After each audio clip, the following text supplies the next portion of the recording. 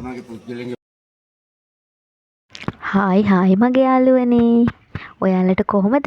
අද අපි ඇවිල්ලා ඉන්නේ කුරුණෑගල දිස්ත්‍රික්කයේ තියෙන ලස්සන ගමක තියෙන. ගොඩක් අය දන්න උමන්දාව බලන්න. උමන්දාවේ විශ්වකම්මානේ බලන්න.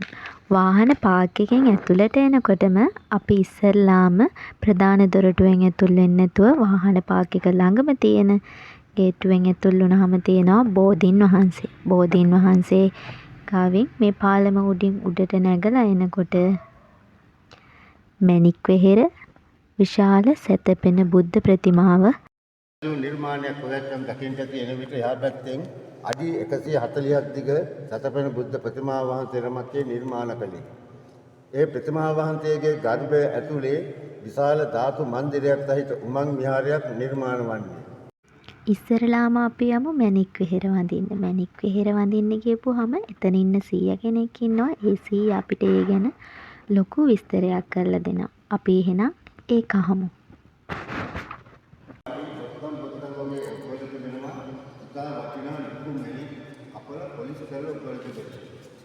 ඒ වගේම අරණුව වටේ ඉන්න තැන්පත් කරලා තිබුණා මැණික් අර්ධ මැණික් සහ රෙච් ගාන තැන්පත් කරලා තිබෙනවා.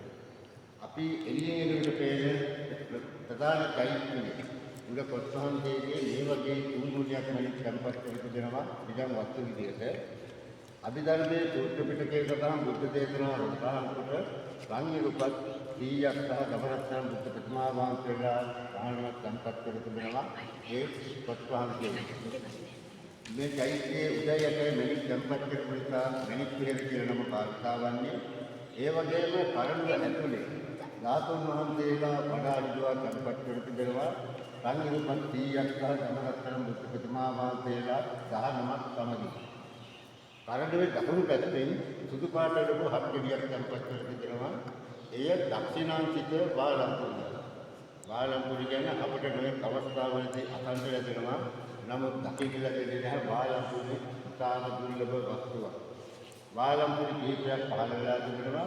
එක වාලම්පුරියක් චෛත්‍යයේ තැන්පත් කර තිබෙන්නේ උමන්දාව නරඹන්නට වෙන ප්‍රතිමතුන්ට වාලම්පුරිය දැකබලා ගැනීමේ අවස්ථාව ඒ කාලවලදී ලැබෙනවා. ඇත්තටම ගොඩාක් විස්තරාත්මකව අපිට මැණික් වෙහෙර ගැන කියලා දුන්නා. ඊට පස්සේ අපි යනවා උමන්දාව බලන්න. ඉතින් උමන්දාව බලාගෙන යනකොට මෙතන තියෙනවා ඇත්තටම නිර්මාණාත්මක වැනිලා වගාවක්.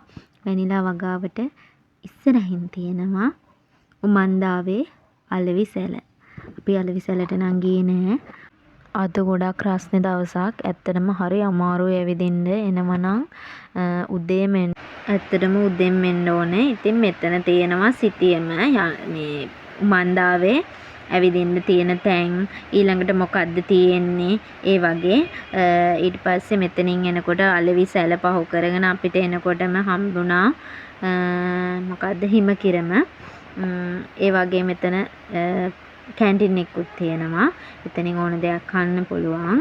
ඊට පස්සේ අපිට හම්බෙන්නේ මේ කොටේජස් ටික.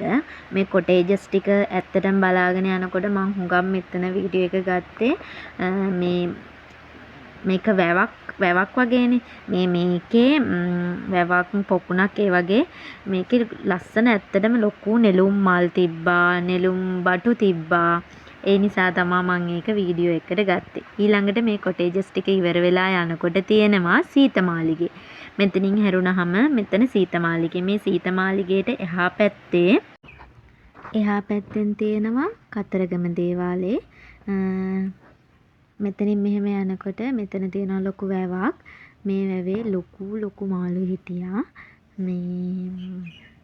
මෙතන සීතමාලිගේ බලලා ඊළඟට අපිට තියෙන්නේ කතරගම දේවාලේ. කතරගම දේවාලේ මේ විදිහට ඇත්තටම අපි ගිය දවස සඳුදා හරි අඟහරුවාදා හරි දවසක්. ඇත්තටම කිව්වොත් මේ දේවාලේ වහලා තිබ්බේ. මං හිතන්නේ සතියේ දවස්වලට වහලා තියෙනවා වෙන්න ඕනේ. මේ දේවාලේ වටේට බිත්තියේ සිතුවම් කරලා තියෙනවා ලස්සන දේව රූප. මේ විදිහට ලස්සනටම සිතුවම් කරලා තියෙනවා. ඔයාලා උමන්දාවේ යනවා නම් අනිවාර්යෙන් සෙනසුරාදා ඉරිදා පොය දිනවල අනිවාර්යෙන් යන්න. එතකොට හැම එකක්ම බලා ගන්න පුළුවන්. අතන මේ විශාල සැතපෙන බුද්ධ ප්‍රතිමාවත් එදා වහලා තිබ්බේ. බලන්න විදිහක් තිබුණේ නෑ ඇතුලේ. ඇත්තටම ඊට පස්සේ අපි පරිසරය බලන්න ගියා. මේ තියෙන ජම්බු ගහක්. ඒ ජම්බු ගහේ මාරු විදිහට ජම්බු තිබුණා. ඒ විදිහට මෙතන තියෙන්නේ අර ඇඹිල්ල කියන්නේ. අන්න ඒ જાතිය. මෙතන ඉඟුරු සහ ගම්මිරිස් තිබුණා. ඒ වගේම මෙතන ගොටු කොළ වගාවක්. ඒ විදිහට වගාවන්ම තමා ගොඩක් තිබ්බේ. මේක පේර ගහක්. මේ ගමේ පේර කියන්නේ අර කැලේ පේර, කිලෝ පේර නෙමෙයි ඒවා. මෙතන රාඹු, නෝකොල් ඒ වගේ දේවල් තිබ්බා. මේ වහලා මෙතන හදලා තිබ්බා මොනවාද කියලා නම් මම දන්නේ නෑ. අහන්නත් මේ හරිය කවුරුත් හිටියේ නෑ මොනවාද කියලා. ඊට පස්සේ මෙතන තිබ්බේ රාඹු. එහෙම ඒ විදිහට බලාගෙන ඉස්සරහට යනකොට මෙතන දඹල. මේ විදිහට උඩට බලන් යන්න පුළුවන්. මේ විදිහටම ඉස්සරහට අපි යමු. ඊළඟට තියෙන්නේ දහසක් බුදුවරුන්ගේ බුද්ධ ප්‍රතිමා.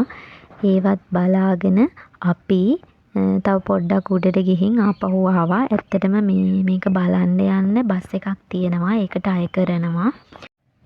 අද වීඩියෝ එක කොහොමද කියලා අනිවාර්යෙන් කමෙන්ට් එකකුත් දාගෙන යන්න. අලුත් වීඩියෝ එකකින් අලුත් තැනකින් අපි හමු වෙමු. එතකන් ඔයාලා පරිස්සමින් සතුටින් ඉන්න.